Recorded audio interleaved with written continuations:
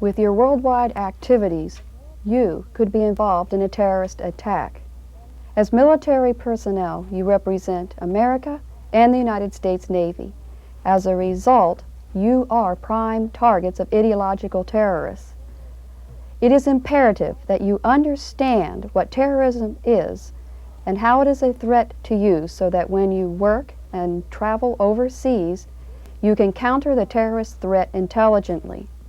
This briefing will cover what terrorism is, the categories of terrorism, the types of terrorism and terrorists, the threat, motives, and goals of terrorists, as well as the characteristics of terrorism and why it is so effective. When looking at terrorism, let's see what the Department of Defense says. Terrorism is the unlawful use or threatened use of force by a revolutionary organization against individuals or property with the intention of coercing or intimidating governments or societies, often for political or ideological purposes. Now, whenever considering what terrorism is, we look at four elements. The first is method. The method of terrorism is the use of force and violence. This is what instills fear, that which makes terrorism much more effective. Again, we look at perpetrator. That's the second element of terrorism, and that is a revolutionary or conspiratorial group. We will be talking about who these groups are later and how they are a threat to you. Thirdly, we look at targets, and essentially that is government or civilian populations. Again, as military personnel, you are a prime target. Anybody who works for the government is a prime target because they represent the United States and its interests. And lastly, the purpose of terrorism is to coerce or intimidate for political ends.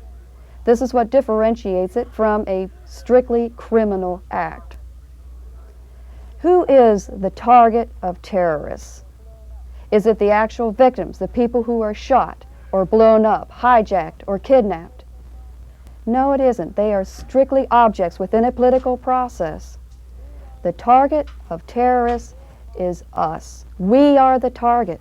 We are the world audience, and it is we who they are trying to influence. Now, there are three categories of terrorism that we can look at. We've got crusaders. These individuals are political, ideological, or religious terrorists. These are the individuals that we all must look out for when we are working overseas. We will be talking about these for the rest of this presentation, but let's first move on to the second category of terrorists, and that is the criminal terrorists. These people are in it for financial gain. For example, you go into a bank. The bad guys come in, they squeeze off a few rounds, order everybody on the floor. Their object is to take the money and run. However, law enforcement reacts too fast and blocks their avenue of escape. They take hostages in order to bargain for their freedom. These individuals are the easiest to bring to capitulation because what started out to be armed robbery now has the potential for murder. When they see the massive army of police who have arrived to handle the situation, they begin to fear for their safety, and they begin to negotiate for their safety. The last category of terrorism are the crazies, or the idiosyncratic terrorists. For example, if you remember, back in May of 1984, Huberty came into the San Ysidro McDonald's and shot and killed 21 people before he himself was shot by the San Diego Police Department SWAT. John Hinckley is another example of an idiosyncratic terrorist who shot President Reagan in order to impress actress Jodie Foster. Let's move on to the types of terrorism. The first is state terrorism. This encompasses acts of terror by governments using their own police forces and army against their own populations. Examples would include, during World War II, the Nazis against the Jews, and in 1982, the slaughter by Syrian troops of 20,000 Islamic fundamentalists in Hama. We also find widespread violence in South and Central America. Let's move on to state-supported terrorism. Transnational terrorists seek support from governments who share the same ideological orientation as themselves. Governments will provide support in the form of training, passports, transportation, weapons, money, the use of safe houses, the use of diplomatic pouches, and so on. Essentially, this multiplies the capabilities of the terrorist group, making them more dangerous. For example, Libya supplies support in the form of funds and arms to the Irish Republican Army. They have no control over what the IRA does, but it does provide support. In addition, we have an example of Palestinians providing training for Action Direct and Japanese Red Army and IRA fighters. Let's move on to state-sponsored terrorism. Governments will use terrorist groups to carry out foreign policy objectives. In addition to providing the support that I described before, they provide instructions to terrorists as to the nationality or political orientation of the target they are to attack. For example, Iran is strongly suspected of ordering the truck bomb attacks against French and U.S. elements of the multinational force in Lebanon. Much of the terrorism in Latin America is inspired by Cuba's subversive goals in the hemisphere. Now let's talk in more detail about the actual terrorist groups. First, we have state-sponsored terrorists. For example, the Stray Dog Campaign in Libya directs Libyan agents to assassinate dissidents who are opposed to the Gaddafi regime in foreign countries. And we have revolutionary terrorists. These individuals are interested in the overthrow of their governments. For example, we have the Red Brigades in Italy, the Red Army faction in Germany, and Action Direct in France, as well as the Communist combatant cells in Belgium. Now, these revolutionary terrorists are a threat to you as military personnel because they directly target symbols of the military-industrial complex as well as NATO. Then we move on to sub-revolutionary terrorists. These individuals are not interested in overthrowing the government. However, they do want to force it to make change against its will. And examples include the separatist groups, where they want their own homeland. For example, the Basque Fatherland and Freedom Group, the Irish Republican Army, as well as the Armenian Secret Army for the liberation of Armenia. Let's move on to transnational terrorists. These groups are not controlled by any state. However, they do enjoy state support. They go beyond their own national boundaries to conduct terrorist acts. For example, the Abu Nidal organization is believed to be responsible for the Rome and Vienna airport attacks in December of 1985, where members threw hand grenades and machine-gunned unarmed passengers waiting outside the El Al and TWA counters. The purpose was to embarrass Yasser Arafat's PLO. These are state-supported terrorists. International terrorists, on the other hand, are controlled by a state, and they go beyond their own national boundaries to conduct terrorist attacks against identified targets on foreign soil. For example, in April of 1986, Libyan agents bombed the La Belle Disco in Frankfurt, Germany. Here we have Libyans killing Americans in West Germany. We also found an attempted bombing of the U.S. Officers Club in Ankara, Turkey. So we have a case of Libyans trying to kill Americans on Turkish soil. International terrorism. Now let us look at the motives of terrorists. We find they are political, nationalistic, as well as religious. We have Marxist-Leninists. They want to gain control of the means of production, distribution, and exchange and place it in the hands of the workers. Here we have a dictatorship of the proletariat. We have Maoists who want to mobilize the peasants, and we have right-wing terrorists or fascists who believe in states' rights above people. Nationalists want sovereign control over their own homelands. People such as the Palestinians, the Irish Republican Army, the Armenians, Basques, Algerians, Israelis are all examples of nationalist terrorists. Then we have our religious terrorists, such as the Shiite fundamentalists in Lebanon and in Iran and Iraq. The IRA are all examples of religious terrorists. Moving back into the political arena, we find domestic terrorists. These are Marxist anarchists such as the Red Brigades in Italy, Action Direct in France, the Communist combatant cells in Belgium, and the Red Army faction in Germany. These target NATO and symbols of the military-industrial complex. We also find evidences of Euro-terrorism, where there are linkages between the RAF in Germany, Action Direct in France, and the Communist combatant cells in Belgium. Now, what are some of the goals of terrorism, and how is it so effective? The main goal of terrorism is cause recognition and publicity. This is what attracts recruits and money.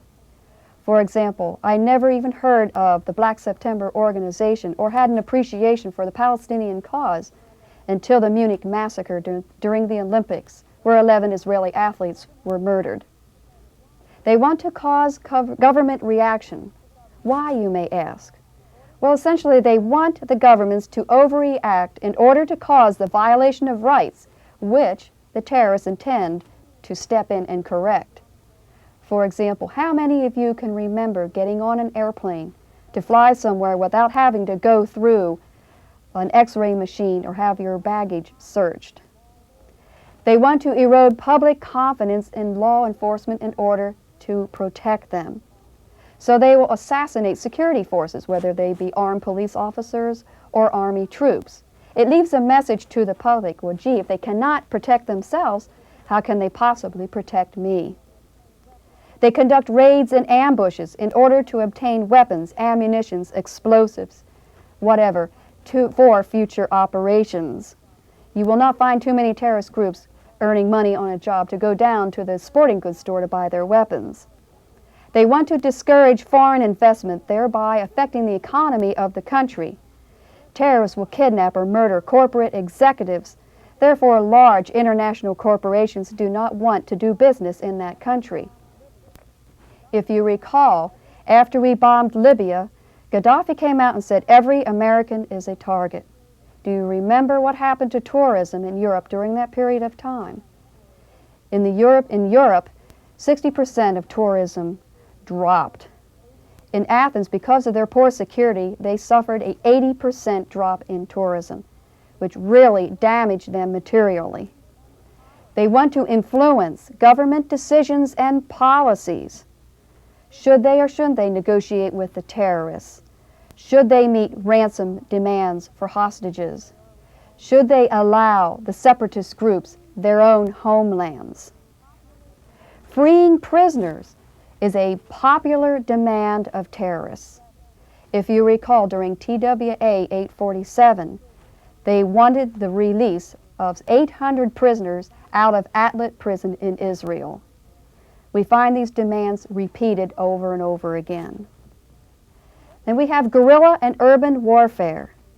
The purpose of terrorism in revolution is to intimidate populations to at least passive support of the terrorist movement. They would prefer active support, say in the form of providing food or weapons, safe houses. But if they cannot get active support, they will try for passive. For example, if a farmer is in this field plowing and he sees some guerrillas or terrorists going by, he'll just mind his own business. He will not report their presence to the army or to the police. Now let us talk about the characteristics of terrorism and why it is so effective. First of all, keep in mind that tactical success does not necessarily equate with mission success. For example, the Red Army faction attempted to assassinate General Alexander Haig by using a bomb that was buried in the road. They had to visually detonate the bomb. They missed, fortunately. However, they did kill some of his bodyguards in the follow car. Now, was that a failure? Essentially no, because they got tremendous publicity value out of it. An excellent psychological warfare leaflet came out that said 1.7 seconds too late. You have to be lucky 100% of the time. We only have to be lucky once. We find that terrorism is cheap warfare which entails very few risks. It permits small countries to attack U.S. interests without the fear of direct military retaliation. They know that we practice the smoking gun policy. They know if they are caught outright, we will retaliate militarily. Gaddafi learned this the hard way on April 15, 1986. So essentially, terrorists are used as surrogates, which insulates the countries from direct retaliation. It permits them to exercise plausible denial. That's the bottom line, plausible denial. We find that terrorist tactics fluctuate in response to current events and issues. For example, hijackings almost ceased to be a terrorist tactic until the recent spate of TWA hijackings brought it back into vogue. We also find recurring demands happening. For example, TWA 847, they demanded the release of 17 Hezbollah prisoners in Kuwait. If you recall, in December of '83, there were 6 bombings in Kuwait, one of which was at the U.S. Embassy. The Kuwaiti authorities quickly rounded up the terrorists, threw them in prison, and confiscated their weapons and explosives. I believe they hung 3 of those people. These 17 prisoners were a demand during TWA 847 hijacking and are a continuing demand for the Lebanon hostages who are being held at this time. Terrorism's central weapon is fear. Terrorism consists of an attempt by the weak to dominate the strong. The ultimate target, as we know, are not the actual victims themselves, but the public at large. Terrorists seek access to formal and informal channels of communications. Terrorism is revolutionary theater, or theater of the absurd. We find that terrorism stems from some of the basis elements of human nature: hatred, revenge, greed, and territoriality. Often these motivations come under the guise of religious or political movements, a just attempt to gain a homeland or a remedy for past injustices.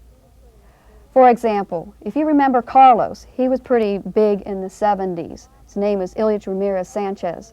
He was responsible for the OPEC raid in Vienna in 1975, where 14 oil ministers were kidnapped. He was told to kill Sheikh Yamani and Dr. Umuzagar. Instead, he did not kill them because he was paid $1 million each by their respective countries not to. He claimed he was in it to support the Palestinian cause. However, he is truly in it as a mercenary and to gain personal status. Terrorism is a problem of the free world, not the communist. Communist countries do not publicize terrorist actions, and retribution is swift. In 1985, there were 695 terrorist incidents worldwide. Only 1 took place in Eastern Europe. Only 4 took place in North America, but Americans were the targets 25% of the time. Terrorists are becoming more sophisticated in weaponry, selection of targets, use of intelligence, and manipulating the news media. If you recall TWA 847 hijacking, we found that the Hezbollah, or the Amal militia, held a press conference. During the Iranian situation, where our people were held for 444 days, they expertly used the media to spread their propaganda throughout the world. We also find the use of home video equipment to tape hostages making the terrorist demands or pleading for their lives. But there is a new twist to the use of home video. Suicide volunteers are now making their last message to their families, their friends, and their comrades before they go on a mission. For example, there was a 16-year-old girl who told her mother she was going to the pharmacy to buy some lipstick. The next time her mother saw her was on a home videotape giving her last message to her and her friends. She drove an explosives-laden van into an Israeli convoy. Terrorists are building new alliances. In February of 1985, Gaddafi hosted 22 radical terrorist Arab groups. From 31 January to 2 February 1985, in Frankfurt, West Germany, several hundred participants from 11 European countries met to discuss anti-imperialist and anti-capitalist resistance in Western Europe and to review strategy with comrades from the Middle East and South America. We are finding that terrorists are shifting to new targets, and that is the tourist. As embassies and military installations are becoming hardened to terrorist attack, they are moving on to softer, more vulnerable targets. And ladies and gentlemen, that is you while you're on leave or liberty. They're not going to try to attack you while you're safe within your installation, but while you're vulnerable and unarmed on liberty. Much of modern terrorism is tied to the Arab-Israeli conflict involving two cultures whose religious teaching makes room for revenge. But even if the Palestinian question was solved immediately, Middle Eastern terrorism would continue at the hands of the Shiite Muslims. It would also continue because of the Sikhs and the Tamils, the Basques, the IRA types, Red Army faction, Red Brigades, the M19 of Colombia, and what have you. So believe me, terrorism is going to continue. We find a rise in terrorism not only in the numbers of incidents, but in the widening arena. As new sources of frustration and state sponsorship emerge, we will find increases in the numbers of terrorist acts. For example, in the mid-1980s, terrorist incidents occurred on the average in 65 countries a year, up from the 29 countries that were involved in the late 1960s. Now, we've spoken quite a bit about terrorism, but there's one thing I want to impress upon you, and that is keep terrorism in perspective. Do not permit yourself to become paranoid about the issue. For example, in 1984, there were 23 Americans killed in terrorist incidents worldwide. There were at least 18,000 murders in the United States each year. We just have to recognize that as military personnel, we are prime targets, and we must act with wisdom when working and traveling overseas. Now let's talk about what you may encounter if you are ever held captive by terrorists. It's really imperative that you understand the types of individuals that you will be dealing with. Okay, types of terrorists. The first type that we will cover is hardcore leadership. These people are intelligent and the decision makers and the administrators of the terrorist cell. If you are questioned, these people will most likely be your interrogators. These people are very well trained, receiving from 1 to 4 years of training. Then we move on to the shock troops or activists. These people are the doers. They are the shooters, the bombers, the capturers. They can be unsentimental, come from the criminal ranks, and be psychotic. Let's move on to idealists. These people are well educated, having up to 2 years of college education. They are humanitarian and intelligent and may serve as your guards. You will hear the most about the cause from these individuals. They are very dedicated and very sincere. Now keep in mind, these groups or these categories can overlap. For example, you could be guarded by a shock trooper or interrogated by a idealist. Now, I want to sort of step aside and say to you that if I were to teach you that all terrorists were violent and brutal, psychotic, ugly, I would really be doing you a disservice. You could be mistreated, yes, but do not be caught off guard if you are treated well. Oftentimes, terrorists can be very likable people, just like a person next door. If you are taught that they're always brutal or you could expect torture and you are treated well, essentially what is happening here is that your training support is undermined. I do not want that to happen to you. I'll give you an example. Catherine Koob was one of the female hostages in the Iranian situation where they were held for 444 days.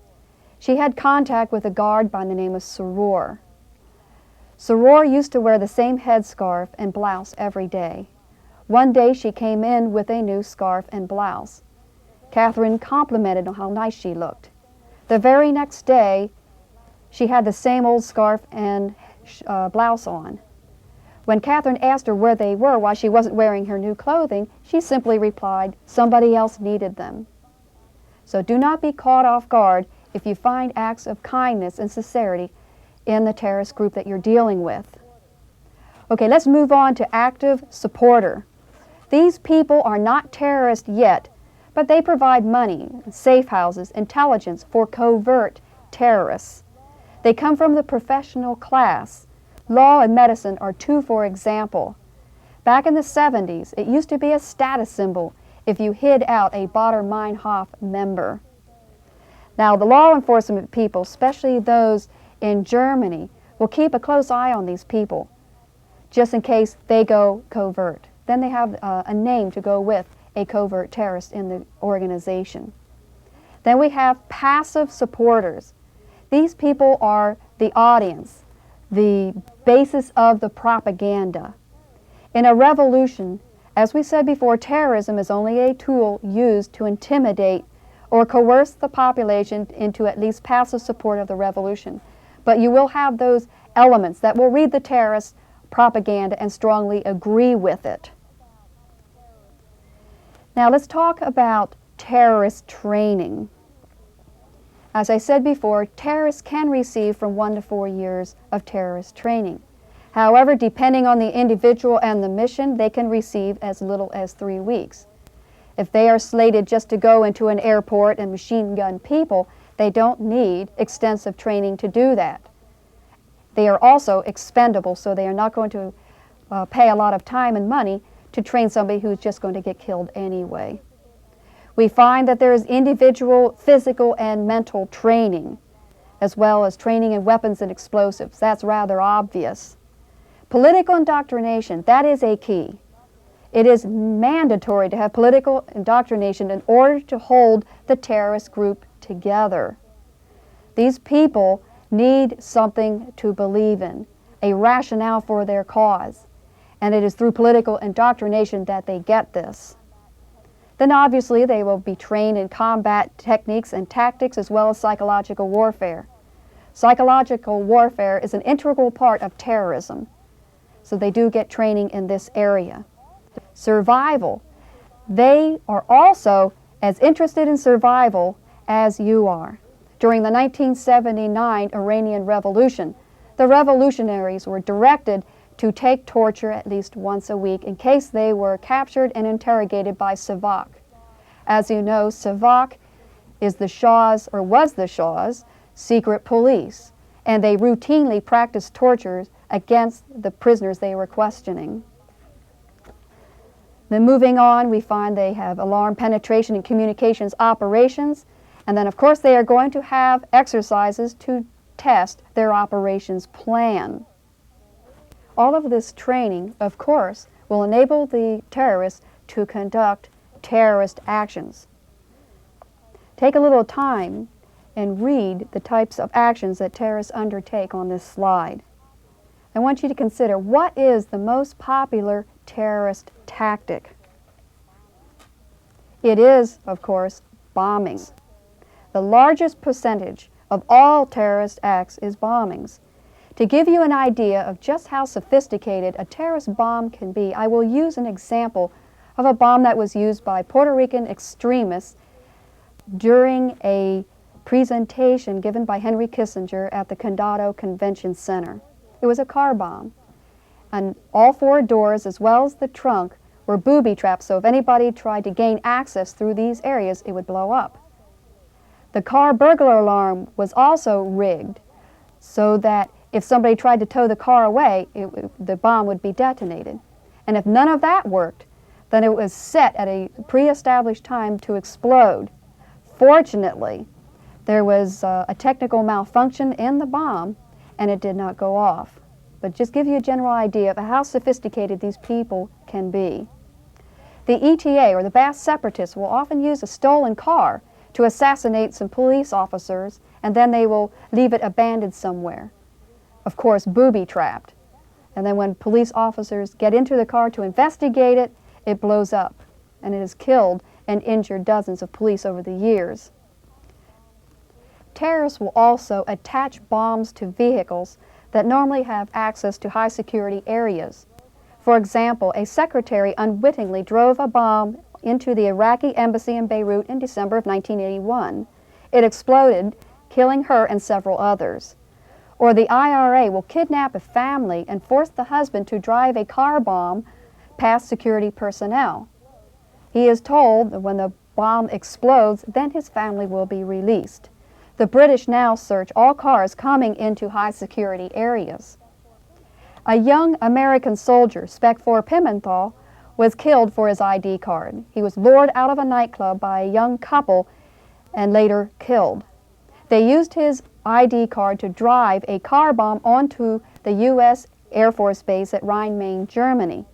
The explosion killed 2 and injured dozens. The RAF perversely mailed the soldier's ID card back to validate their claim. Other types of bombs include, of course, the suicide car bombers. Charges or bombs will be placed in the door areas of targets. For example, in the summer of 1986, an Arab group placed a bomb at the front door of the British Airways and American Express office. It exploded at 4:15 in the morning. It is believed there was a technical error in the bomb and that it was really intended to be set off at 4:15 in the afternoon. Had that occurred, literally hundreds of people would have been killed and injured at that time. Projected devices thrown by hand or by explosive means are also popular. Hand grenades are often thrown from a moving car or motorcycle. If somebody throws a hand grenade at you, fall flat to the ground with your feet pointed towards the grenade. This will prevent you from being hit by fragments as they will fly up away from you. Some groups will use improvised mortar tubes inside the sideboards of a stake bed truck. The truck is parked in a predetermined spot so the trajectory will land the 5-foot-long mortar projectiles on a selected target. Rocket attacks are either shoulder or statically fired. Escape for the terrorists is virtually guaranteed and publicity is bound to be generated. Armored cars are usually rendered useless, and aircraft are also very vulnerable to this. This using of standoff weapons is an increasing feature of terrorism. Examples of standoff weapons are the Russian RPG-7 rocket-propelled grenades and the American Law, as well as infrared surface-to-air missiles such as the SA-7. Postal bombs are not very popular anymore because they do not normally reach their intended targets. We find that most of the world's terrorism is urban-based due to the failures in the countryside in Latin America.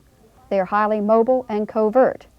We find that terrorists do not play by any rules. Now let us wind up with terrorist cell organization. The terrorist cells are very highly compartmented and very difficult to penetrate.